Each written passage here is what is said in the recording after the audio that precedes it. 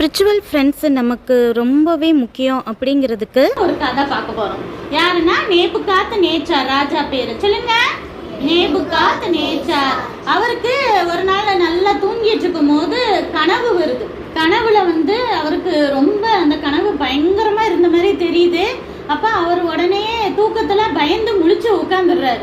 அவருக்கு அப்படி ஒரு கலக்கம், என்ன இப்படி ஒரு கனவு வந்திருக்குன்னு சொல்லிட்டு அப்ப என்ன செய்யறாரு, மறுநாள் கூப்பிட்டு கேட்கிறாரு. யாருன்னா அந்த சாஸ்திரிகள், ஜோசியக்காரங்க, சூனியக்காரங்க, கல்தேய இவங்களெல்லாம் கூப்பிட்டு என்ன செய்யறாரு, எனக்கு ஒரு கனவு வந்துச்சு. அப்ப அது ரொம்ப பயங்கரமா இருந்துச்சு. நான் நடுராத்திரி ரொம்ப பயந்து எந்திரிச்சு உட்கார்ந்துட்டேன் அப்படின்னு சொல்லிட்டு சொல்றாரு.